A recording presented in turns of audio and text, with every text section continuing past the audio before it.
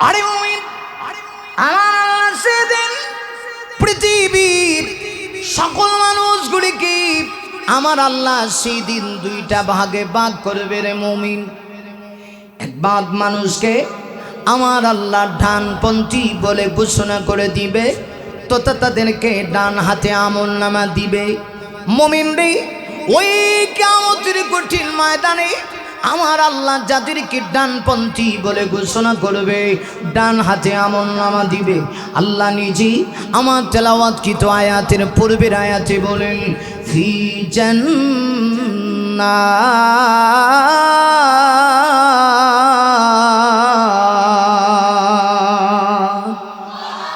আল্লাহ বলেন যাদেরকে ডানপন্থী বলে আল্লাহ ঘোষণা দিবেন, ডান হাতি যাদেরকে আমলনামা দিবেন, আল্লাহ বলেন আমি তাদেরকে আমার জান্নাতে মেহমানদারি করব।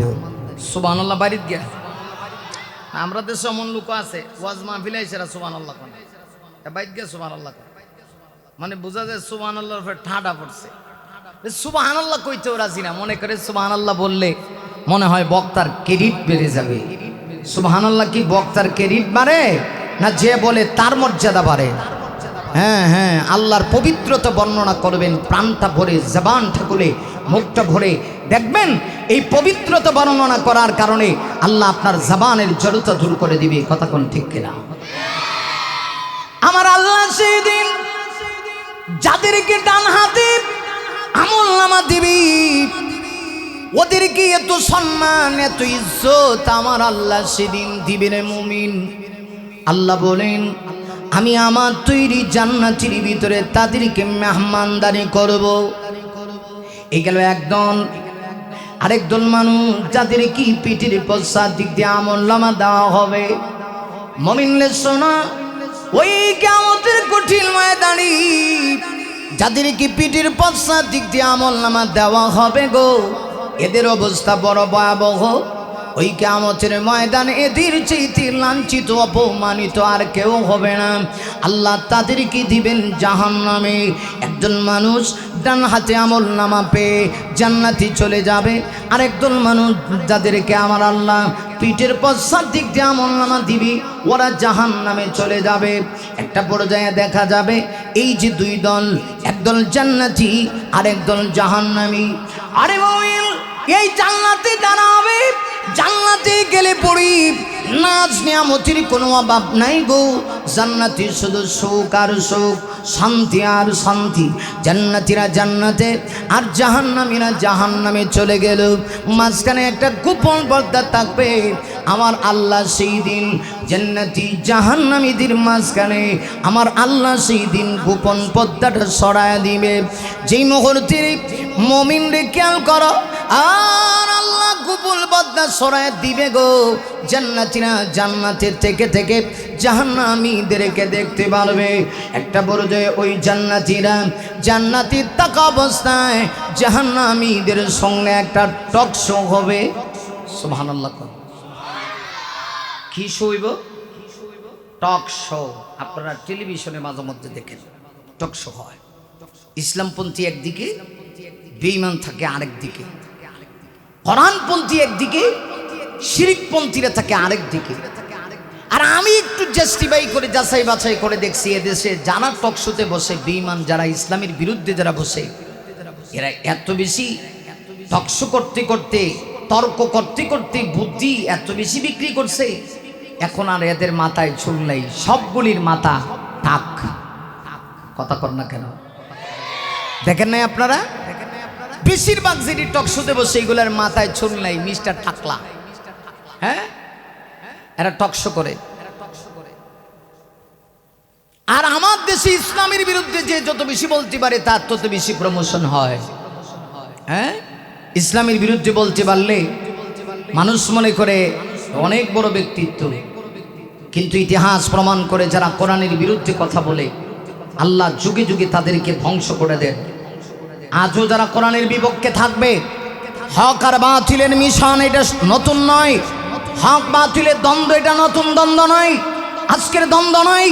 নবীর যুগ থেকে নিয়ে হক বাতিলের লড়াই ছিল, আজও আছে, কিয়ামত পর্যন্ত থাকবে। অতএব স্পষ্ট ভাষায় বলতে চাই, আমরা যারা মুসলমান আমরা কোরআনের পক্ষে ছিলাম, কোরআনের পক্ষে আছি, কোরআনের পক্ষে থাকবো, কোরআন নিয়ে মরতে চাই। কথা বলো ঠিক কিনা মুসলমান? আমরা শাহজালালের সূর্য সেনা, পৃথিবীর কোনো তাগুতি আর বেঈমান শক্তিকে আমরা ভয় পাই না। কিন্তু কেমন জানি এখন সিলেটে আসলে আর আগের মতো আওয়াজ পাওয়া যায় না।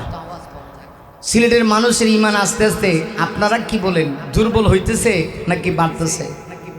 বাড়তেছে না, আওয়াজে তো বোঝা যায় না। ফার্ম দিলে খালি হইব। একটা সময় সিলেটের মাটি হক্কানি আলেমদের উত্তরসূরিরা এমনভাবে উর্বর করেছিল। আমি আমার উস্তাদির কথাই বলি, প্রিন্সিপাল আল্লামা হাবিবুর রহমান রহমাতুল্লাহ আলাই, নাস্তিক মোরতাদ বিরোধী আন্দোলনের অগ্রসেনানী বীর সীমা সালার, তিনি যখন সিলেটে আওয়াজ দিতেন মনে হতো বাতিলের তখতে তাউস ধ্বংস হয়ে যেত। কিন্তু আজকে সিলেটের মানুষ আবার জেগে উঠতে হবে। মনে রাখতে হবে, যখন এই বাতিল শক্তি ইসলামের বিরুদ্ধে কথা বলে সর্বপ্রথম এই সিলেটের মাটি থেকে আওয়াজ আসে। মুসলমান মনে রাখতে হবে, হযরত শাহজালাল আমরি সিলেটের মাটিতে এসে রাজা গৌর গোবিন্দকে আল্লাহু আকবারের আওয়াজ দিয়ে পরাজিত করেছিল। কথা বলে মুসলমান ঠিক কিনা?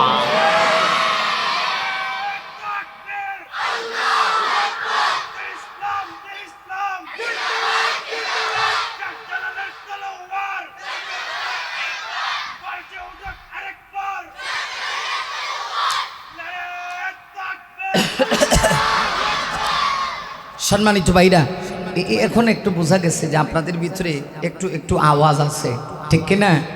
হ্যাঁ রে, ফোলাফানগুলি আওয়াজ দে রে, এটা তো আমার কষ্ট হয়। সব আওয়াজকে আপনারা হেরারে দিয়ে রাখছেন মাল মেডিসিন, যে পুরা কোম্পানির আওয়াজের মালিক হেরারে বানাই দিচ্ছেন। আপনারা কি করেন ভাই? আহা, যাই হোক যাই হোক যাই হোক, আসেন আসেন। তাহলে যুগে যুগে ইসলাম বিদ্বেষী শক্তিরা ইসলামের বিরুদ্ধে কথা বলবে, এই দ্বন্দ্ব আজকে নয়, নতুন নয়, বরং আদমের যুগ থেকে এসেছে, এখনো আছে, কিয়ামত পর্যন্ত থাকবে। কথা কোন ঠিক কিনা ভাইরা? একটু খেয়াল করে। তো জান্নাতে গেলে পরে একটা টকশো হবে, জান্নাতীরা ডান হাতে আমলনামা পেয়ে জান্নাতে চলে যাবে, আর আরেক দল যারা পিঠের পশ্চাৎ দিক দিয়ে আমলনামা পেয়ে জাহান্নামে চলে যাবে। জান্নাতীরা জান্নাতে আছে আর জাহান্নামীরা জাহান্নামে আছে, মাঝখানে একটা গোপন পর্দা থাকবে, আমার আল্লাহ সেটা সরায়ে দিবেন। আমি আপনাদের কাছে জানতে চাই, এবার বলুন তো দেখি, সেই গোপন পর্দা সরায়ে দিলে জান্নাতীরা কি জাহান্নামীকে দেখবে না?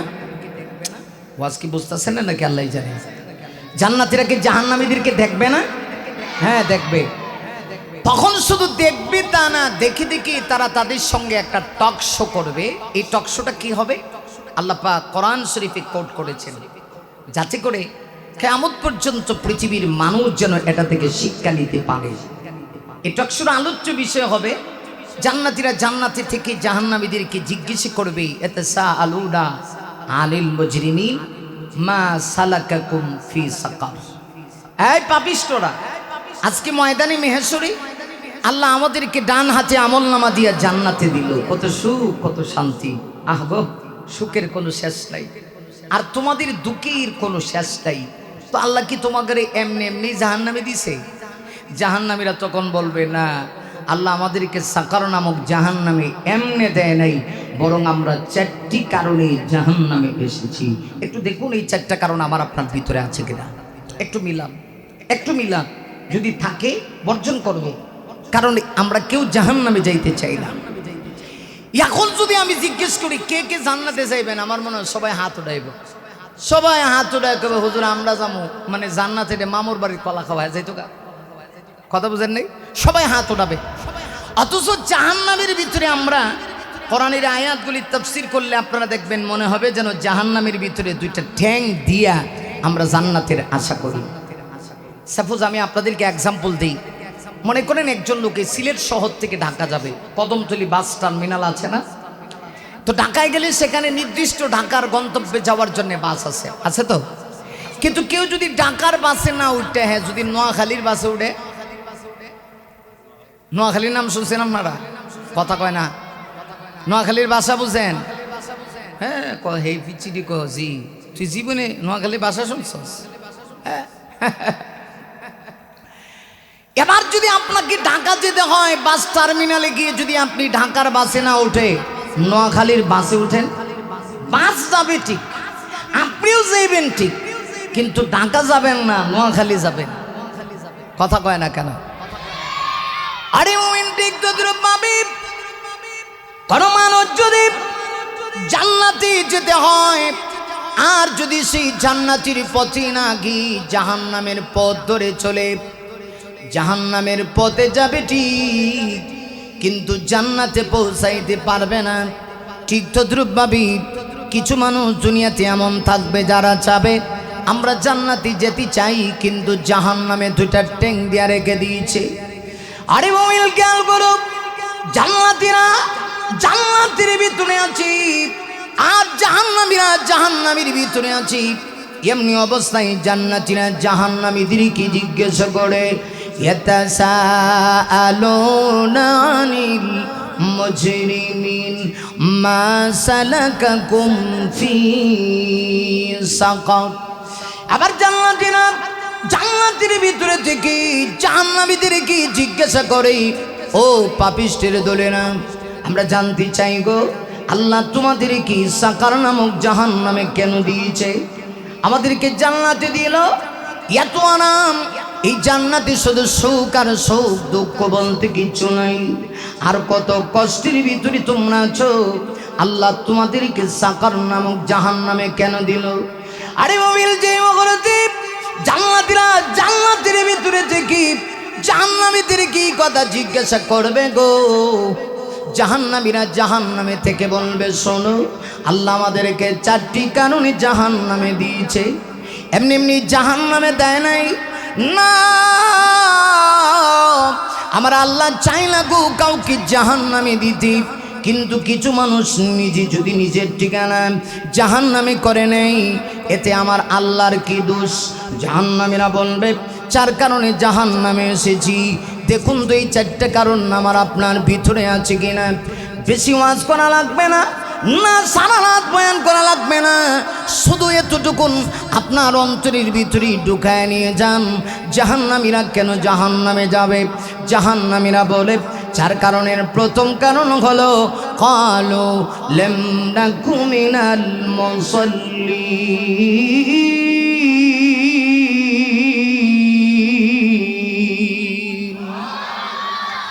জাহান্নামীরা বলবে, শোনো, চারটে কারণে জাহান্নামে এসেছি, এর ভিতরে প্রথম কারণ হলো কালু, কালুর ফাইল হলো জাহান্নামীরা। জাহান্নামীরা বলবে, চার কারণে জাহান্নাম। প্রথম কারণ হলো লাম নাকু মিনাল মুসাল্লিন, আমরা দুনিয়াতে মুসল্লি ছিলাম না, আমরা নামাজি ছিলাম না। মুসল্লি কাকে বলে? বছরে যে 2 দিন নামাজ পড়ে না, তাকে মুসল্লি বলে না। সাপ্তাহিক শুক্রবারে যে ব্যক্তি নামাজ পড়ে তার নাম মুসল্লি না। মুসল্লি কাকে বলে? যে ব্যক্তি প্রত্যেক দিন দৈনন্দিন 5 ওয়াক্ত নামাজ জামাতের সহিত মসজিদে গিয়ে আদায় করে, তার নাম হলো মুসল্লি। অথচ লক্ষ্য করে দেখুন, আমরা মুসল্লি হতে পারলাম না, জান্নাতের আশা করে বসে আছি। কিয়ামত পর্যন্ত যদি আশা করি গো, এই আশা আমাদের পূর্ণ হবে না। জাহান্নামীরা বলে, শোনো, আর আল্লাহ জবরদস্তি করে জাহান্নামে দেয় নাই গো। প্রথম কারণ হলো, দুনিয়াতে আমরা নামাজ ফাঁকি দিতাম, আমরা মুসল্লি ছিলাম না, মসজিদের সাথে আমাদের কোনো সম্পর্ক ছিল না। আরে মুমিন শোনো, এই সমাজের ভিতরে যদি তুমি শান্তি প্রতিষ্ঠা করতে চাও গো, নামাজ ছাড়া শান্তি প্রতিষ্ঠা করা যাবে না। এই জন্যে আমার আপনার নবী, বিশ্ব নবী, ইন্তেকালের টাইমে আমার নবীর জবান থেকে হাদিসে আসছে 2টা কথা নবীজি বলেছেন। আরে মুমিন, রহমাতুল নবী, গোটা পৃথিবীর দায়িত্ব যেই নবীকে আমার আল্লাহ দিয়েছে, আমার আল্লাহর রবুবিয়তের ক্ষমতা যতদূর, নবীজি রহমত ততদূর। এত বড় নবী ইন্তেকালের টাইমে আমার নবীজি উম্মতকে উদ্দেশ্য করে হাদিসে আসছি শুধু 2টা কথা বলেছে। মুমিন খেয়াল করো, আমার নবীর জবান থেকে 2টা কথা বের হয়েছে গো। আমার নবী বলেছেন, আসসালাত আসসালাত ওয়া মা মালাকাত আইমানুকুম। আমার নবী বলে উম্মত রে, নামাজ নামাজ নামাজ, সাবধান, নামাজ কিন্তু তোমরা ছেড়ে দিও না। আজকের রাষ্ট্রে যদি নামাজের বিধান থাকতো, এই দেশে শান্তি থাকতো না। একটু লক্ষ্য করে দেখুন, যে বা যারা ক্ষমতায় আসে, পার্লামেন্টে যদি ওরা নামাজকে বাধ্যতামূলক করে দিত, এই দেশে শান্তি চলে আসতো। কিন্তু দেখা গেল নির্বাচন যায়, আমাদের পরিবর্তন নাই। আমরা এক কাপ রং চা খাই আর প্রার্থীদের পক্ষে স্লোগান দিই, অমুক ভাই তমুক ভাই। লোকেরা বলে কি হয়েছে, মাথা আছে ঠ্যাং নাই। অমুক ভাইয়ের চরিত্র ফুলের মতো পবিত্র। আরেকজন কানের কাছে গিয়া নামাজ পড়ে না, একক তো ঠিক গে বাড়িত কয়েল আরো আসতে কর। আরে ভাই, আপনারা কি আমার চেয়ে বেশি ক্লান্ত? 8 ঘন্টা জার্নি করেছে, আর কি পরিমাণ জ্যাম ঢাকা টু সিলেট রোডে। একটু গিয়া দেখেন না ব্রাহ্মণবাড়ি বিশ্ব রোডে, মাথায় কাজ করতো না তো। সেই মাইকে উঠলাম, আর আপনাদের আওয়াজ কি মরামার্কা আওয়াজ। এখন তো মাহফিলটার একটু পরিবেশ ফিরে আসছে। আরে আমরা বলি অমুক ভাই তমুক ভাই, মাথা আছে ঠ্যাং নাই, অমুক ভাই চরিত্র ফুলের মতো পবিত্র, নামাজ পড়ে না এক ওয়াক্ত, গাঞ্জা খায় 5 ওয়াক্ত। কথা কোন ঠিক কিনা? এই কারণে আমরা সামান্য এক কাপ রং চা খেয়ে আমাদের আমানতগুলি আমরা নষ্ট করে দিই। শুধু নেতার দোষ দিয়ে কোনো লাভ নেই, প্রজার কিছু দোষ নিতে হবে। যে রাজ্যের প্রজারা এক কাপ রং চা খেয়ে এমন নেতাকে নির্বাচিত করে, যেই নেতা নামাজ রোজা ইবাদত বন্দেগীর কোনো খবর নাই, আল্লাহর কসম করে বলি, এই নেতা দিয়ে জাতি এবং সমাজের ভাগ্যের পরিবর্তন হতে পারে না। কথা বলো ঠিক কিনা? তাহলে আগে আমাদের পরিবর্তন হওয়া দরকার। কথা কন, আগে আমরা কত কমই তোরা কইছেন আওয়াজ দিতে না বাবা, তোদের কোনো আওয়াজ নাই, কোনো আওয়াজ তোমাদের লাগবে না। যারা বুঝদারেরা খালি আওয়াজ দিবেন, না পারলে আপনারাও দিয়েন না, কিন্তু তোমরা যারা আছো তোমাদের কোনো আওয়াজ নাই। জাহান্নামে যাওয়ার প্রথম কারণটা কি চিন্তা করে দেখছেন? জাহান্নামীরা বলে 4 কারণে জাহান্নাম। প্রথম কারণটাই তো মুসল্লি ছিলাম না। আজকে নামাজের অবস্থা কি? আমি আমার কথা বলি, বক্তা সাহেব, কত নামাজ আমরা কাজা করে ফেলি। আল্লাহর কাছে কি ওয়াজ করে আসরের ময়দানে জবাব দেওয়া যাবে? যাবে না তো। সম্মানিত ভাইরা,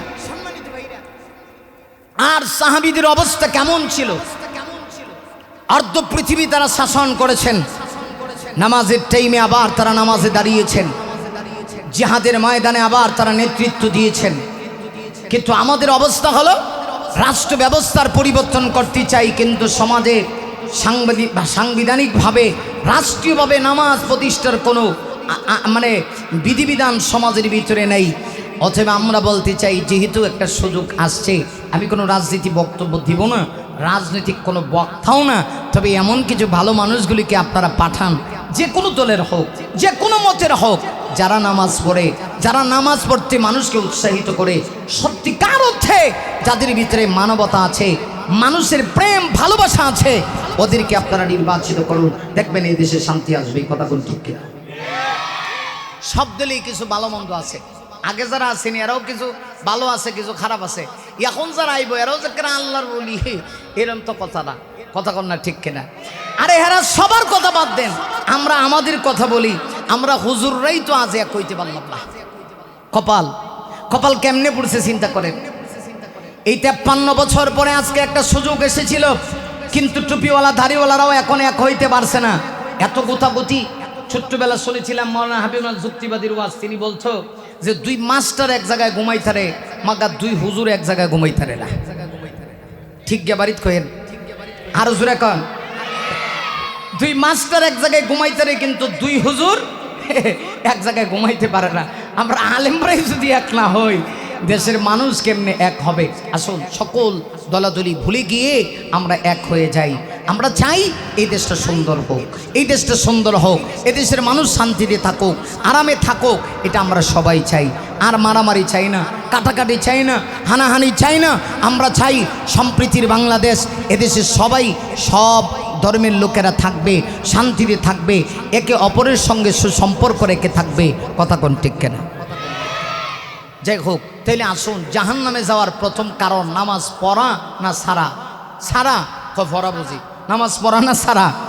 তো এখন আপনাদের কি অবস্থা, আমার কি অবস্থা, আমরা নিজে নিজেকে জিজ্ঞেস করি। এখন যদি যুবককে জিজ্ঞেস করা হয়, যুবক তুমি কি নামাজ পড়ো, যুবক কবে হুজুর এখন কি নামাজ পড়ার টাইম, এখন তো এনজয় করার টাইম। এনজয় আছে নিরম যুবক, হ্যাঁ যৌবনকালের তারনায় যুবক বলে এখন কি আমার ইবাদত করার টাইম, এখন এনজয় করার টাইম। হ্যাঁ এনজয় করব।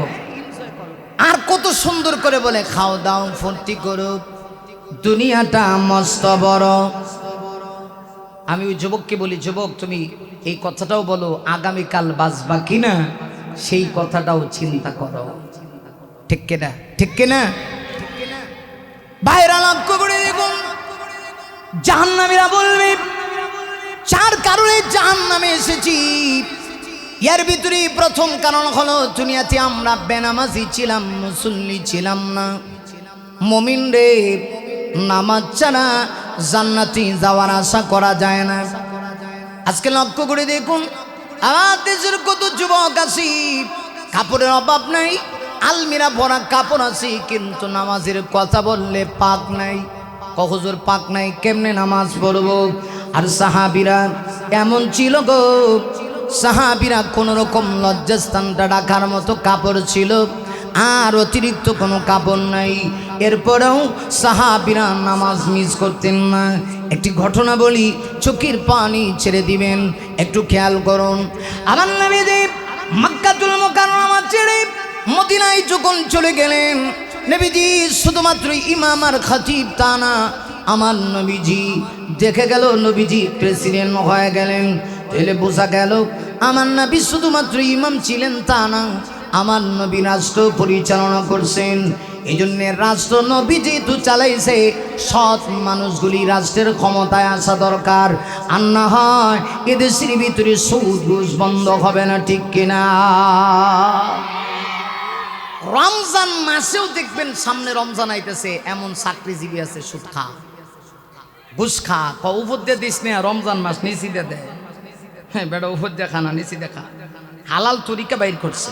হ্যাঁ এরা হলো করোনার চাইতেও আরো বড় ধরনের মহামারী। কথা কোন ঠিক কিনা? বড়া হলো দেশের লাগি মহামারীর মাতন, পাইলে কলমটে খাইয়া চালায় ওরা নির্যাতন। ঠিক কিনা? বড়া হলো দেশের লাগি মহামারীর মাতন, পাইলে কলমটে খাইয়া চালায় ওরা নির্যাতন। ঘুষি টাকায় অধীর ভুরি, ঘুষি টাকায় অধীর ভুরি, করেছে টান টান ওরা শিক্ষিত শয়তান, ওরা শিক্ষিত শয়তান, ওরা শিক্ষিত শয়তান, ওরা শিক্ষিত শয়তান।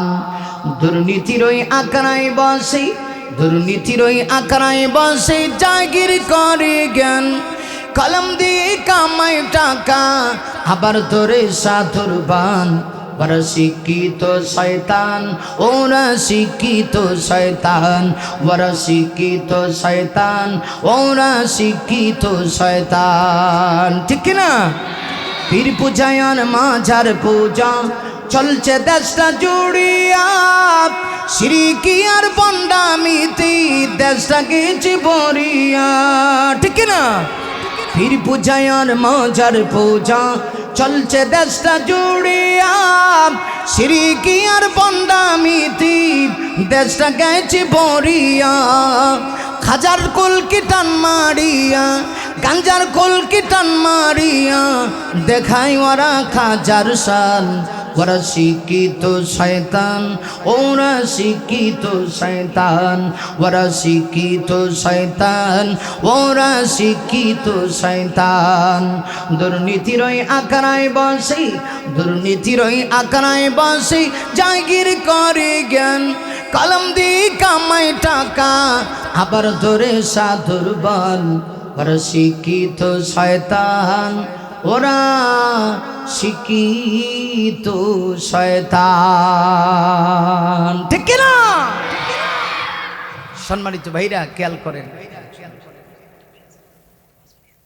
অসুবিধা হইতেছে, একটু লম্বা করে দেব, শেষ করে দেব। ও আচ্ছা, খারাপ লাগতেছে আপনাদের কাছে? হ্যাঁ খারাপ লাগতেছে? আরে মাইকলা সাউন্ডটা বাড়াইলেন না রে বাপ, মাল মেডিসিন একটু দেশ না রে বেটা, বহুদিন পরে সিলেট আইছি। এই মাটির সাথে আমার কেমন জানি একটা সম্পর্ক, কথা কোন ঠিক কিনা? আহা, তাহলে আমার নবী শুধুমাত্র ইমাম ছিলেন তা না, আমার নবী রাষ্ট্রপ্রধান ছিলেন। আমরা ইসলামকে পূর্ণাঙ্গ কেউ মানতে রাজি না, কিছু ইসলাম মানে আর কিছু মানে না, ঠিক কিনা? সবাই মনে করে ইসলাম মানে হলো খালি মায়ের খাওয়া। ইসলামকে খালি মায়ের খাওয়া না, ইসলাম শুধু মায়ের খেয়েছে তা না, আমার নবী শুধু মায়ের খেয়েছেন তা না, আমার নবী আবার মায়ের দিয়েছেনও। ইসলামের দুটোই সুন্নত, মায়ের খাওয়া সুন্নত, প্রয়োজনে মায়ের দেওয়াও সুন্নত। নবীজি শুধু মায়ের খাইছেন তা না, নবী মায়ের দিয়েছেন, বদরে দিয়েছেন, ওহুদে প্রাথমিক পর্যায়ে দিয়েছেন, এরপরে আঘাত প্রাপ্ত হয়েছেন। তাহলে বোঝা গেল ইসলাম এত দুর্বল ধর্ম না, শুধু মায়ের খাওয়ার ধর্ম না, কখনো মায়ের খাবা, প্রয়োজনে মায়ের দিবা, দুটোটাই ইসলামের সুন্নাহ, কথা কোন ঠিক কিনা? আমার নবীজি এবার মক্কাতুল মুকাররমা থেকে নবীজি যখন মদিনায় চলে গেলেন, আমার নবীজি শুধুমাত্র মসজিদে নববীর খতিব ইমাম তা না, মুমিন রে, আমার নবী আবার মদিনার প্রেসিডেন্ট, পুরা রাষ্ট্রের খবর আমার নবীজি রাখেন। নবীজির অভ্যাস ছিল নামাজ শেষ করে সাহাবীদের কিনে আমার নবীজি ফজরের নামাজ পড়ে বসতেন। সাহাবীরাও আমার নবীজির কাছেই বসে থাকতো। সাহাবীরা চিন্তা করত, নবীর চেহারা দেখলে পেটের ক্ষুধা নিবারণ হয়ে যায়। আবার নবীর চেহারা, ওই চেহারার দিকে তাকাইলি সাহাবীরা বলতেন হৃদয়ের খোরাক হইত। এই চেহারা কতই না সুন্দর, আসমানের নিচে জমিনের উপরে এত সুন্দর করে আল্লাহর কাউকে বানায় নাই। এই জন্য সাহাবীরা বলতেন নামাজ শেষ হয়ে গেলে পরে আমরা নবীর দরবারে বসে থাকতাম, আমরা উঠতাম না। নামাজ শেষ, সকল সাহাবীরা গোল হয়ে বসত। মুমিন রে, কিন্তু নবীজির একজন সাহাবী ছিল, আনসার সাহাবী, নাম ছিল হযরতে আব্দুল্লাহ। আরে মুমিন, আমার নবীজি যে মুহূর্তে নামাজ শেষ করতেন সালাম ফিরাইতেন, আসসালামু আলাইকুম ওয়া রাহমাতুল্লাহ, নবীজি ডান দিকে সালাম ফিরাইতেন, ফিরাইয়া যখন বাম দিকে সালামটা ফিরাইতেন, ফিরাইতে দেরি হইতো, ওই সাহাবী একটা দৌড় মেরে বাড়িতে যাইতে দেরি হইতো না, একটা দৌড় মেরে বাড়িতে চলে যাইতেন। সাহাবীরা মনে মনে ভাবতেছি আব্দুল্লাহর কি হইল, আব্দুল্লাহ কি তাহলে মুনাফিক হয়ে গেল নাকি? সাহাবীরা আমার নবীজির কাছে অভিযোগ দায়ের করেছে, ইয়া রাসূলুল্লাহ, নবীজি আপনার সাহাবী আব্দুল্লাহ যে মুহূর্তে নামাজ শেষ হয় গো, আব্দুল্লাহ নামাজটা শেষ হইতে দেরি হয়, একটা দৌড় মেরে বাড়িতে যেতে দেরি হয় না। নবী গো, আমাদের মনে হয় আব্দুল্লাহর ভিতরে নাফাকি ঢুকে গেছে। আবার নবীজি মুহূর্তে কথা শুনলেন, নবী বলেন না, আমার সাহাবী এমন হতে পারে না। নবী গো, আজকে একদিন দুই দিন না, অসংখ্য দিন আপনি তো নামাজ পড়ান, ইমামতির আসনে থাকেন, নবীজি মুহূর্তে আপনি ডান দিকে সালাম ফিরাইয়া বাম দিকে যে মুহূর্তে সালামটা ফিরান গো নবী, আব্দুল্লাহ একটা দৌড় মেরে বাড়িতে যাইতে দেরি হয় না। নবী সাহাবীদের অভিযোগটা আমলে নিলেন। এবার নবীজি সাহাবীদেরকে বললেন, তাহলে চলো আমি আমার সাহাবী আব্দুল্লাহর বাড়ির দিকে একটু যাইতে চাই। কিছু সংখ্যক সাহাবীদেরকে নিয়ে আমার নবীজি রওনা হয়ে গেলেন। এদের ভিতরে জালিলুল কদর কয়েকজন সাহাবী ছিল। আরে মুমিন, এদের ভিতরে একজন ছিলেন যার নাম ছিল হযরতে আবু বকর সিদ্দিক ইবনে কুহাফা, জান্নাতের সার্টিফিকেট প্রাপ্ত, সর্বপ্রথম জান্নাতের সার্টিফিকেট প্রাপ্ত সাহাবী আবু বকর সিদ্দিকও ছিলেন। আরেকজন সাহাবী, দুই নম্বরে নবীজি যাকে জান্নাতের সার্টিফিকেট দিয়েছে, সাহাবীর নাম ছিল হযরতে ওমর ইবনুল খাত্তাব রাদিয়াল্লাহু আনহু। এই দুইজন সাহাবীও ছিলেন। নবী বললেন, চলো তোমাদেরকে নিয়ে একটু আব্দুল্লাহর বাড়িতে যাইতে চাই। সুবহানাল্লাহ। নবীজি বললেন, চলো তোমাদেরকে নিয়ে আব্দুল্লাহর বাড়ির দিকে যাই। আব্দুল্লাহর কি হয়েছে একটু খবর নেই। দেখেন নেতা কারে কয়, একটা কর্মী কেন নামাজ শেষ করে দৌড়ায় বাড়িতে চলে যায়, তিনি তার খবরটা রাখে। আর আমার দেশের কর্মী মইরা বোম্বাই স্টিং হয়ে বয়ে থাকে, নেতার খবর না। কথা কম না কা আপনি আমার নবীকে কোন দিকে ফেলে দিবেন? ইমাম হিসাবে পৃথিবীতে শ্রেষ্ঠ ইমাম আমার নবী, খতিব হিসাবে আমার নবী পৃথিবীর শ্রেষ্ঠ খতিব, আবার প্রেসিডেন্ট হিসাবে আমার নবী পৃথিবীর শ্রেষ্ঠ প্রেসিডেন্ট, আবার নেতা হিসাবে আমার নবী পৃথিবীর শ্রেষ্ঠ নেতা। এক কথায় অলরাউন্ডার। এই পৃথিবীতে এরকম অলরাউন্ডার আর কেউ ছিল না, কিয়ামত পর্যন্ত আসবে না। আমার নবীজির চরিত্রের মধ্যে কলঙ্কের বিন্দু পরিমাণও কোনো দাগ নাই। আল্লাহু আকবার বলুন। সামান্য একজন কর্মী, একজন সাহাবী নামাজ শেষ করে কেন দৌড়ায় যায়, খবর নিয়ে নেতা চলে যাচ্ছেন। বিশ্বনবী আল্লাহর পরে যার পাওয়ার, আল্লাহু আকবার, যাকে দেখলে একজন মানুষের জন্য ইমানের সহিত দেখলে আল্লাহ তৈরি জান্নাত ওয়াজিব হয়ে যায়। আল্লাহু আকবার বলে নবীজি চলে গেলেন। যাইতে যাইতে একদম আব্দুল্লাহর বাড়ির কাছে চলে গেলেন। হযরত আবু বকর সিদ্দিক কি পাঠালেন, আবু বকর তুমি যাও। কেন? আবু বকর সিদ্দিক একদম নরম সাহাবী ছিলেন, উম্মতের ভিতরে এত নরম আর কেউ নাই। এটা আমার বানানো কথা না, নবীজি হাদিসে বলেছেন আরহামু উম্মতি বি উম্মতি আবু বকর। উম্মতের ভিতরে সবচেয়ে নরম দিলওয়ালা সাহাবী হলো আবু বকর। আবু বকরের চাইতে দরদওয়ালা সাহাবী উম্মতের ভিতরে আর কেউ ছিল না। একেবারে নরম, মনটা একদম সাফ, কোমল হৃদয়ের অধিকারী ছিলেন সাইয়্যিদুনা হযরত আবু বকর সিদ্দিক রাদিয়াল্লাহু তাআলা। নবীজি বললেন আবু বকর তুমি যাও আব্দুল্লাহর ঘরের সামনে গিয়া দেখো আব্দুল্লাহ ঘরে আছে কিনা। আবু বকর সিদ্দিক বলেন ইয়া রাসূলুল্লাহ, আব্দুল্লাহর ঘরের সামনে দাঁড়াইলাম, দেখি আমি আব্দুল্লাহকে দেখছি ঘরের ভিতর থেকে সিটকারি লাগানো। রসুল বলেন একটা কাজ করো, এভাবে তো কাহারও ঘরে ঢোকা যায় না, এটা ইসলামে নিষেধ। ইসলাম কত সুন্দর ধর্ম, আর আজকে ইসলামটারে গাঁজাখুরি ধর্ম বানাই লিয়েছে। ইসলামের নামে গাঞ্জা খা, পীর বাবার নামে হালুয়া খা, বাবারে সেজদা দে। ইসলামটারে কত নিচে নিয়ে গেছে, চিন্তা করছে। বাবাও কি বাবা, এমন বাবা নিজের বাপরে কোনোদিন আব্বা কয়া ডাকে না। আর এখানে গেলে লেটা দিয়ে ফুরে থাকে আব্বা, এখানটা স্তরে কেটা কইছে আব্বা কয়া, পীর বাবার সামনে গিয়ে আব্বা কয়া ডাকতে। কথা কন না কেন? কথা কি বুঝেন না নাকি? আল্লাহ জানে।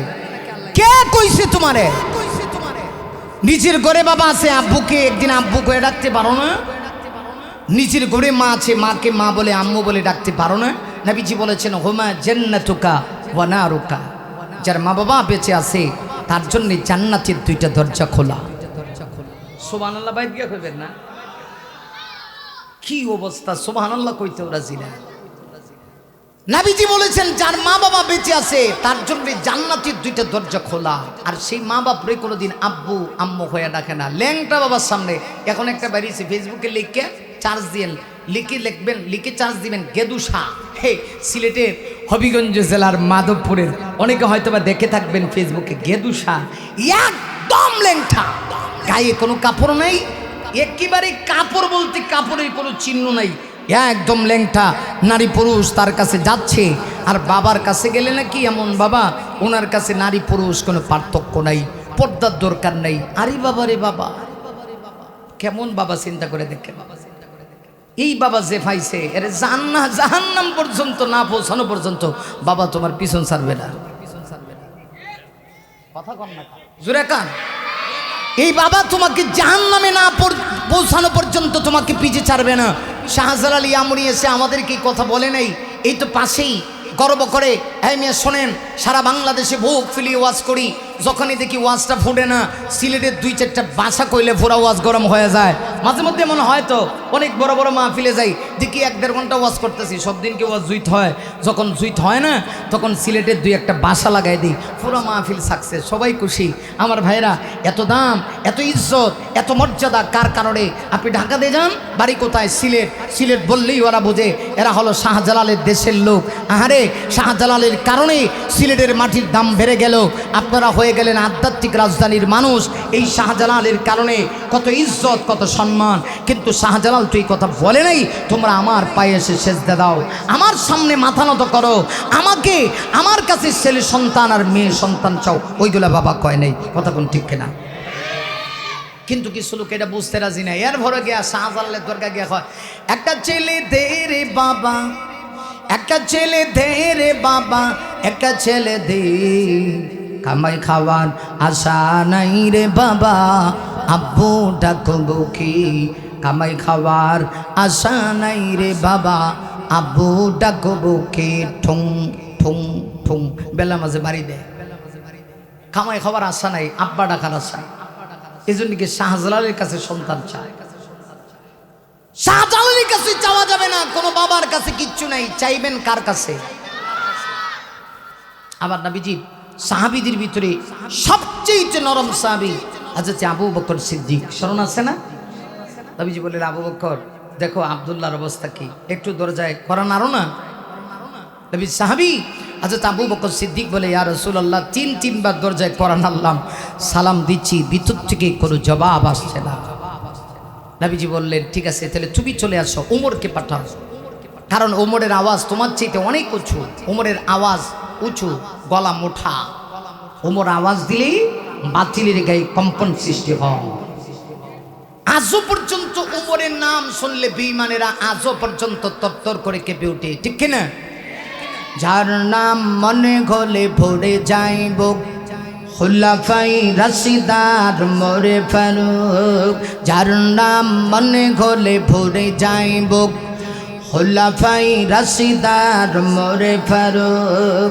মাবুদের প্রতি ছিল নিবেদিত প্রাণ জীবন করে দুঃখীদের ত্রাণ মাবুদের প্রতি ছিল নিবেদিত প্রাণ জীবন করে দুঃখীদের ত্রাণ তে করি দুনিয়ার আলিশান সুখ মোরে ফারুক মোরে ফারুক মোরে ফারুক মোরে ফারুক যার নাম মনে গলে ভরে যাইব খুলাফায়ে রাশিদার মোরে ফারুক মাবুদের প্রতি ছিল নিবেদিত প্রাণ জীবন করে দুঃখীদের ত্রাণ তে করি দুনিয়ার আলিশান সুখ মোরে ফারুক মারহাবা কান ইনসাফ কায়েমে যিনি মূর্ত প্রতীক শান্তির সুবাতাস বগি চারিদিক বাগাবাগি করে নিত সুখ আর দুঃখ বাগাবাগি করে নিত সুখ আর দুঃখ মোরে ফারুক যার নাম মনে গলে ভরে যাইব খুলাফায়ে রাশিদার মোরে ফারুক মাবুদের পথে ছিল নিবেদিত প্রাণ জীবন করে দুঃখীদের ত্রাণ তে করি দুনিয়ার আলিশান সুখ মোরে ফারুক মোরে ফারুক লিল্লাহি তাকবীর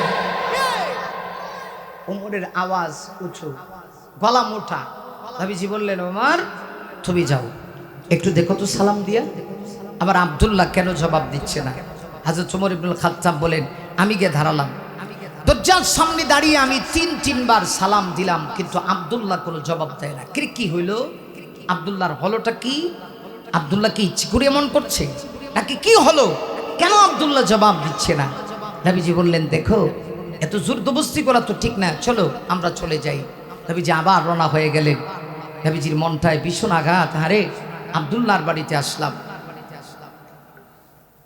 আব্দুল্লাহর দরজাটা খুলে দিল না আমার নবীজি বললেন চলো চলে যাই মসজিদে নববীতে নামাজে যখন আব্দুল্লাহ আসবি আব্দুল্লাহকে আটকাবা আমি তার সঙ্গে কথা বলবো নবীজির অন্তরে একটু কষ্ট লেগেছে আব্দুল্লাহর বাড়িতে আসছেন কিন্তু আব্দুল্লাহ তো জবাব দিল না আমার নবীজি এবার আব্দুল্লাহর বাড়ি থেকে পুনরায় আমার নবীজি আবার যখন মসজিদে নববীর দিকে রওনা হয়ে গেলেন নবীজি কয়েক কদম এগিয়ে গেলেন এমনিতেই পিছন দিক থেকে নবীজি আব্দুল্লাহর কণ্ঠের সালামের ধ্বনি শুনতে পাচ্ছেন নবীজি পিছনের দিকে তাকায় দেখেন আব্দুল্লাহ এক কান্না জড়িত কণ্ঠে আব্দুল্লাহ সালাম দিচ্ছে নবীজি ডেকে বলেন আব্দুল্লাহ রে কি হইল আমি তোমার বাড়িতে আসলাম আমার পক্ষ থেকে দুইজন সাহাবী দরজায় করান আনলো আরে আব্দুল্লাহ প্রত্যেক নবীকে 3 বার করে সালাম দেওয়া হইল। আব্দুল্লাহ তুমি ঘরের ভিতর থেকে সালামের জবাব দিলে না। আব্দুল্লাহ রে তুমি কি খুশি হও নাই? আমি নবী কদম রেখেছি তোমার বাড়িতে, তুমি কি খুশি হও নাই? আব্দুল্লাহ দিকে আমার নবী তাকায় দেখি আব্দুল্লাহ চোখের পানি ছেড়ে দিয়া কান্না করে। আব্দুল্লাহর মনে হয় যেন বুকটা ফেটে যাচ্ছে। আব্দুল্লাহ কোনো কথা বলতে পারছে না। নবীজি ডাক দিয়ে বলেন, আব্দুল্লাহ রে কি হয়েছে? আমরা এসে কি তোমাকে কোনো কষ্ট দিলাম নাকি? কেন তুমি কান্না করো? হযরত আব্দুল্লাহ কোনো কথা বলে না। একটু পরে নবী ডাক দিয়ে বলেন, আব্দুল্লাহ সাহাবীরা তোমার নামে অভিযোগ দায়ের করেছি, তুমি নাকি নামাজে যাও, নামাজে অংশগ্রহণ করো। আরে সাহাবী নামাজে তুমি অংশগ্রহণ করো, অথচ নামাজটা শেষ করতে দেরি হয়, একটা জন্মের বাড়িতে আসতে দেরি হয় না কেন? কি হয়েছে? হযরত আব্দুল্লাহ কয়, নবী গো চাচ্ছিলাম না এই ঘটনা আপনাকে খুলে বলতে, কিন্তু কি করব, এখন যে আমি বাধ্য হয়ে গেছি। নবী আজকে আমার কপাল কত ভালো, ভাগ্য কত ভালো গো নবী, আমার বাড়িতে এমন একজন মেহমানের আগমন হয়েছে। আল্লাহর আকাশের নিচে জমিনের উপরে এর চাইতে দামি মেহমান আর কেউ নাই। আল্লাহর বন্ধু নবী আমার বাড়িতে আগমন করেছি, কিন্তু আমার কপালটা যে এত খারাপ, আমি আল্লাহর বন্ধুকে রিসিভ করতে পারি নাই। কেন রে আব্দুল্লাহ কি হয়েছে, খুশি হও নাই? আব্দুল্লাহ কয়, নবী গো আজকে আমার চাইতে খুশি মনে হয় পৃথিবীতে আর কেউ হয় নাই। কিন্তু কেন আমি আপনার সাহাবীদের সালামের জবাব দিতে পারলাম না? আমি বুঝতে পেরেছি সাহাবীরা অভিযোগ দায়ের করেছি, নামাজে যাই কিন্তু নামাজটা পড়ে আমি চলে আসি। নবী গো এর কারণ কি জানেননি? এই কারণ শুনলে তো আপনি চোখের পানি দূরে রাখতে পারবেন না। নবী ডাক দিয়া বলেন, বলো না আব্দুল্লাহ কি কারণ? হযরত আব্দুল্লাহ ডাক দিয়া কয়, নবী গো আপনি জানেন ইসলাম ধর্ম গ্রহণ করার পূর্বে আমার সম্পদ কম ছিল না, অর্থবিত্ত কম ছিল না, আমি এক টাকাওয়ালার সন্তান, আমার বাপ দাদা 14 পুরুষ টাকাওয়ালা। নবী শুধুমাত্র ইসলাম ধর্ম গ্রহণ করার অপরাধে আমি আমার বাবার সম্পদ থেকে বঞ্চিত হয়েছি। আমার চাচা আছে, চাচার কোনো সন্তান নেই, এমনিতেই তো আমি সম্পদ পাই, কিন্তু চাচাও আমাকে বঞ্চিত করেছে। না শুধু চাচা আমাকে সম্পদ থেকে বঞ্চিত করেছে তা না, দেহের কাপড়টা ছিল কাপড়টা খুলে নিয়ে গেছে। তুমি গো আমি ইসলাম ধর্ম গ্রহণ করার পরে বিবাহ করেছি, আজকে এতদিন হয়ে গেল আমার দারিদ্রতা দূর হচ্ছে না। নবী আমি যে দেহের ভিতরে এক জোড়া পোশাক লাগাবো এই পরিমাণ ক্ষমতা আমার নাই, আমার স্ত্রীর নাই। নবী শুধুমাত্র এক টুকরা কাপড় আছে। নবী গো নবীজি নামাজের টাইম আসলে পরে এই এক টুকরা কাপড় দিয়া পালা বন্টন করে পর্যায়ক্রমে আমরা স্বামী আর স্ত্রী মিলে নামাজ আদায় করি। নবী গো এই এক টুকরা কাপড় পরে আমি যখন নামাজ পড়তে যাই আমার স্ত্রীকে আপনি কোথায় রেখে যাব? এই জন্যে ঘরের ভিতরে একটা গর্ত খুঁজে রেখেছি। নবী ওই ঘরের ভিতরে গর্তের ভিতরে আমার স্ত্রীকে রেখে এই এক টুকরা কাপড় দিয়া কোনো রকম সতর্কতা ডেকে আমার লজ্জাস্থানটা ডেকে নামাজ পড়ার জন্য মসজিদে নববীতে চলে যাই। আমি যখন যাই আমার স্ত্রী তখন আওয়াজ দেয়া কয়, প্রাণের স্বামী গো শুধুমাত্র আপনি একা জান্নাতে যাবেন, আমাকে নিবেন না? তা হতে পারে না, দুনিয়াতে আমি আপনার সঙ্গী, ইহকালেও সঙ্গী। আল্লাহ চাহে তো আল্লাহ তৈরি জান্নাতেও আমি আপনার সঙ্গী। আল্লাহু আকবার।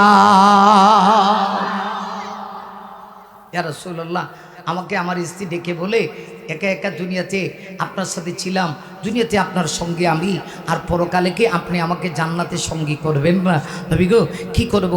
এক টুকরা কাপড় আর অতিরিক্ত কোনো কাপড় নেই, এই এক টুকরা কাপড় দিয়ে কোনো রকম লজ্জাস্থানটা ডেকে ইয়া রাসূলুল্লাহ আমি মসজিদে চলে যাই। সকল সাহাবীরা নামাজ শেষ করে আপনার সামনে বসে থাকে। নবী গো আপনার চেহারা দেখে আমার মনটা চায় আমিও আপনাকে দেখব। কে না চায় দরবারে রিসালতে বসে আপনার সান্নিধ্য লাভ করতে? কিন্তু আমি যে হতভাগ্য গো নবী, আমি যে আপনার কাছে বসতে পারি না, কারণ নামাজের টাইম চলে যায়, আমার স্ত্রীও তো নামাজ পড়তে হবে ইয়া রাসূলুল্লাহ। এই জন্য নামাজটা শেষ করে আমি দৌড়ায় বাড়িতে চলে আসি। এসে আমি করি কি, আমার কাপড়টা আমার স্ত্রীকে দেই, আমার স্ত্রী সেই কাপড়ের অংশটুকু দিয়ে নামাজে দাঁড়ায়, আমি গর্তের ভিতরে ঢুকে যাই, গায়ে কোনো কাপড় থাকে না। নবী গো, এটা অন্যান্য দিনের মতোই আজকেও যখন পর্যায়ক্রমে পালা বন্টন করে মসজিদে নববীতে নামাজ শেষ করে এসেছিলাম, এসে আমার স্ত্রীকে এই এক টুকরো কাপড় আমি দিলাম। আমার স্ত্রী কোনো রকম লজ্জাস্থানটা দেখে নামাজে দাঁড়াইলো, আমি গর্তে ঢুকছি, এমনি দেখি আপনার সাহাবী হযরত আবু বকর সিদ্দিকের আওয়াজ শোনা যায়। নবী গো, এখন ইয়া রাসূলুল্লাহ, তখন আমি কি করব? আমার তো কলিজা ফেটে যাচ্ছে। আবু বকর সিদ্দিকের সালাম শুনে কিন্তু জবাব তো দিতে পারছে না। পর্যায়ক্রমে আবু বকর সিদ্দিক চলে গেল। হযরত ওমর ইবনুল খাত্তাবের আওয়াজ, কি আওয়াজ উঁচু ইয়া রাসূলুল্লাহ, বারবার আমি শুনছিলাম। আমার দেহটা কত বিক্ষত হয়ে যাচ্ছিল, আমার কলিজা আঘাত লাগছিল, কিন্তু আমি যে দরজা খুলে দিব এই পরিমাণ সাধ্য ক্ষমতা তো আমার নাই। নবী গো, আমি জানি আপনি কষ্ট পেয়েছেন, ইয়া রাসূলুল্লাহ, আপনি যদি আমাকে মাফ না করেন, কিয়ামতের কঠিন ময়দানে মেহেশরে আমি জান্নাতে যাব দূরের কথা, আমি তো জান্নাতের সুগ্রাণ পাবো না। নবী যখন এই কথা বলেছেন, সাহাবী কথা বলা মাত্রই আবার নবীজি চোখের পানি ছেড়ে দিয়ে কান্না শুরু করছেন। রহমতের নবী তার জন্য দুইটা হাত বাড়ায় দিয়েছেন। আল্লাহু আকবার কে এবার বলা যাবে? আরো জোরে আওয়াজ করে বলা যাবে কি আল্লাহু আকবার? রহমতের নবী বললেন, আব্দুল্লাহ আসো, তুমি আমার বুকে আসো। আব্দুল্লাহকে বুকে জড়িয়ে নিলেন এবং আব্দুল্লাহর কপালে রহমতের নবী তার ঠোঁট মোবারক দিয়ে চুম্বন করতে শুরু করলেন। আল্লাহু আকবার। না শুধুমাত্র আমার নবীজি আব্দুল্লাহর কপালের ভিতরে চুম্বন করেছেন তা না, আব্দুল্লাহকে নবীজি বললেন, আব্দুল্লাহ রে, তুমি কষ্ট পেও না, যদিও তুমি কান্না করতেছো, তোমার কান্না দেখি আমার চোখ দিয়ে পানি পড়তেছে, কিন্তু এটা আমার দুঃখের কান্না না, এটা আমার হাসির কান্না। আব্দুল্লাহ জানুনি কেন হাসির কান্না বলেছি? এই নামাজটা প্রতিষ্ঠা করার জন্যে আমি নবী একদিন তায়েফে গিয়েছিলাম। তায়েফের লোকগুলিও আমাকে এত মেরেছি, এত আঘাত করেছি। তায়েফ ছিল আমার নানা দেশ। আমি ভেবেছিলাম মক্কার মানুষগুলি আমাকে তাড়া দিলেও তায়েফের লোকেরা আমাকে তাড়া দিবে না, না, কিন্তু মক্কার চাইতে ব্যতিক্রম কোনো কিছু আমি তায়েফে পাইলাম না। তায়েফে যাওয়ার পরেও তায়েফের লোকেরা আমাকে এত কষ্ট দিয়েছি, ওই তায়েফের দুষ্ট কাফেরগুলি আমার পিছনে লাগিয়ে দিয়েছি। ছোট ছোট বাচ্চারা এসে আবার দেহ মোবারকে পাথর দিয়ে যখন আঘাত করেছি, নবী বলেন আমার দেহ ফেটে রক্ত ঝরতে শুরু হয়ে গেছে। হযরত যায়েদ ইবনে হারেসা সেই দিন আমার নবীজির সাথী ছিলেন, সফর সাথী। হযরত যায়েদ ডাক দেয়া কয়, নবী গো, রক্ত ঝরে কিন্তু রক্ত আপনি জমিনে পড়তে দেন না, এর কারণ কি? নবী বলেন, না রে যায়েদ, এই রক্ত যদি জমিনে পড়ে যায়, আল্লাহ না করুক আমার উম্মতের উপরে গজব নাযিল হয়ে যাবে। হযরত জিবরিল এসে আমার নবীকে ডাক দিয়া বলেছিল, ইয়া রাসূলুল্লাহ, তায়েফের দুই দিকে দুইটা পাহাড় আছে, আপনি যদি অনুমতি দেন দুই দিক থেকে দুইটা পাহাড় চাপিয়ে দিয়ে তায়েফবাসীকে ধ্বংস করে দিই। নবী তখন সাজদায় পড়ে কান্না শুরু করে দিলেন, আল্লাহ গো, আমি যদি বদদুয়া করি আর তুমি যদি তায়েফবাসীকে ধ্বংস করে দাও, প্রভু আমি কার কাছে যাব গো, আমি দিনের দাওয়াত নিয়া? আবার নবী আব্দুল্লাহকে ডেকে ডেকে বলেন, আব্দুল্লাহ রে, আজকে তোমার নামাজের কথা শুনে আমার এত খুশি লাগছে, আমার মনে হয় তায়েফের এই চোখের পানি আর রক্ত আল্লাহর কাছে বৃথা যায় নাই। আব্দুল্লাহ, এত কষ্টের পরেও তো তুমি নামাজ ছাড়ো না। আব্দুল্লাহ, চলো, তোমার জন্য আজকে সুসংবাদ রয়েছে, আর কোনোদিন তোমার কাপড়ের কষ্ট করা লাগবে না। আরে মুমিন, আমার নবীজি আবার আব্দুল্লাহকে নিয়ে মসজিদে নববীতে চলে গেলেন। সাহাবীদের সামনে আব্দুল্লাহর ঘটনা আমার নবীজি খুলে বললেন। যেমনে খুলে বলেছি সাহাবীরা চোখের পানি ছেড়ে দিয়া কান্না শুরু করছে। একটা পর্যায়ে আমার নবীজি উপস্থিত সাহাবীদেরকে উদ্দেশ্য করে বলেন, আমার সাহাবীরা, আমি তোমাদের কাছে জানতে চাই, এমন কি কেউ আছো আমার আব্দুল্লাহকে কাপড় হাদিয়া দিবা? আল্লাহু আকবার বলেন, আরো জোরে আওয়াজ করে আল্লাহু আকবার। শানবাড়ি ভাইরা, মেহমান আসছে, সম্ভবত মেহমান আসছে নাকি পাকিস্তানি হুজুর আসছে, মাশাআল্লাহ। তাহলে আমি কথা শেষ করে দিচ্ছি, একদম কথার ফিনিশিংয়ে আমি চলে যাচ্ছি। সম্মানিত ভাইরা আছেন, আমি যে কথা বলছিলাম, আমার নবীজি আবার উপস্থিত সাহাবীদেরকে উদ্দেশ্য করে বললেন, সাহাবীরা, তোমাদের ভিতরে এমন কি কেউ আছো আমার গরিব সাহাবী আব্দুল্লাহকে কাপড় হাদিয়া করবা? সুবহানাল্লাহ বলবেন না? এই হইচই করতেছেন কা? এই ছেলে ফেলেগুলি এত ডিস্টার্ব করলো। এখন তো পুরা মাঠ একটা পরিবেশ হয়েছে, ভালো লোক হয়েছে, কিন্তু ছেলে ফেলেগুলি বারবার এরকম করতেছে কা? নবীজি এবার বলছিলেন, সাহাবীরা শোনো, তোমাদের ভিতরে এমন কি কেউ আছো আমার গরিব সাহাবী আব্দুল্লাহকে কিছু কাপড় হাদিয়া করবা? সুবহানাল্লাহ বলবেন না? নবীজি এই কথা বলতে দেরি হয়েছে, মুহূর্তের ভিতরে আমার নবীর সামনে কাপড় হাদিয়া দেওয়ার হিড়িক পড়ে গেছে। আল্লাহু আকবার বলেন, আর জোরে বলি আল্লাহু আকবার। শেষ কথা হলো এই, নবীজি এবার বললেন, সাহাবীরা, তোমরা এত বেশি কাপড় দিলা। নবীজি নিজেও তাকে দুটো কাপড় দিলেন, দিয়ে বললেন, সাহাবী নাও, এই কাপড়গুলি তোমার জন্য হাদিয়া। আজকের পর থেকে আর কোনোদিন তোমার কাপড়ের অভাব হবে না। আল্লাহু আকবার জোরে আওয়াজ করে বলো। শুধু তোমার অভাব হবে না তা না, তোমার বংশের লোকদের ভিতরেও আজকের পর থেকে আর কোনোদিন কাপড়ের অভাব হবে না। সম্মানিত ভাইরা, আমি যে কথা বলছিলাম, দেহ ঢাকার মতো কাপড় নেই, শুধু লজ্জাস্থান ঢাকার মতো এক টুকরো কাপড় থাকার পরেও যদি পর্যায়ক্রমে পালাক্রমে স্বামী আর স্ত্রী দুজনে মিলে যদি তারা নামাজ আদায় করেন, নামাজ যদি মিস না করে, আপনার আমার কি এই অবস্থা যে লজ্জাস্থান ঢাকার কাপড় নাই? না, বরং আমাদের কাপড়ের অভাব নেই, এরপরেও আমরা নামাজে অলসতা করি। আর নামাজে যদি অলসতা করি তাহলে তো জাহান্নাম ছাড়া কোনো পথ থাকবে না। সেজন্যই আল্লাহ পাক বলছেন, জাহান্নামীরা জবাব দিয়ে বলছিল, ওই যে জাহান্নামীদের টকশো আপনাদের সামনে শোনাতেছিলাম, বলছিল 4টি কারণে জাহান্নাম। এর ভিতরে প্রথম কারণটি হচ্ছে লামনাকু মিনাল মুসাল্লিন, আমরা দুনিয়াতে মুসল্লি ছিলাম না। আসুন আমরা নামাজে অলসতা করব না, গাফিলতি করব না, নামাজ আদায় করব, সালাত আদায় করব। আমরা সমাজে, পারিবারিক জীবনে সব জায়গায় নামাজকে প্রতিষ্ঠা করার চেষ্টা করব। আল্লাহ রাব্বুল আলামিন আমাদেরকে সেই তৌফিক দান করুন, আমিন। ওয়া আখিরু দাওয়ানা আনিল হামদুলিল্লাহি রাব্বিল আলামিন। আসসালামু আলাইকুম ওয়া রাহমাতুল্লাহি ওয়া বারাকাতুহু।